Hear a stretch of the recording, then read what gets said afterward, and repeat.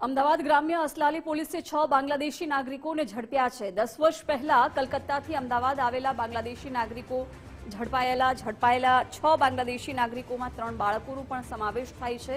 છેલ્લા 10 વર્ષથી ચંડોળામાં આ બાંગ્લાદેશી નાગરિકો રહેતા હતા। કોર્પોરેશનની કામગીરી બાદ નાજ ગામમાં વપરાતા હતા નાગરિકો। 10 જેટલા બાંગ્લાદેશી નાગરિકોને પકડી પાડવામાં આવ્યા છે।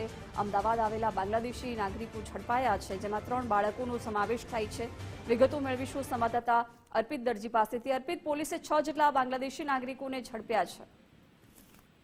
અસલાલ પોલીસ દ્વારા આ કામગીરી કરવામાં આવી છે। એક જ પરિવારના 6 સભ્યો છે, જેમાં 3 બાળકોનો સમાવેશ થાય છે। એક મહિલા છે, સાથે 2 પુરુષો છે અને અન્ય 3 બાળકોનો આ સમાવેશ થાય છે।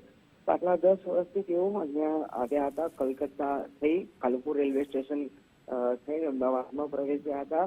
તે બાદ ચંડોળામાં તેઓ રહેતા હતા, પરંતુ અંદાજે 2 થી 3 મહિના પહેલા કોર્પોરેશન દ્વારા ચંડોળા વિસ્તારમાં જે ડિમોલેશનની કામગીરી કરવામાં આવી હતી અને જ્યાં ગેરકાયદેસર બાંગ્લાદેશીઓ રહેતા હતા એમને હટાવવામાં આવ્યા હતા।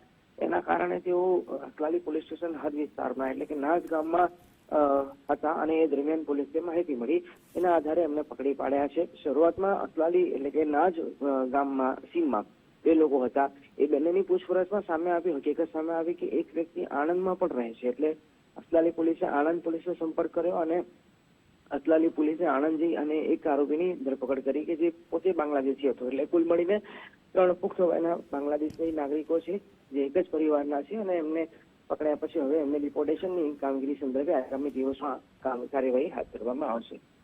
જી અર્પિત, આભાર જાણકારી માટે।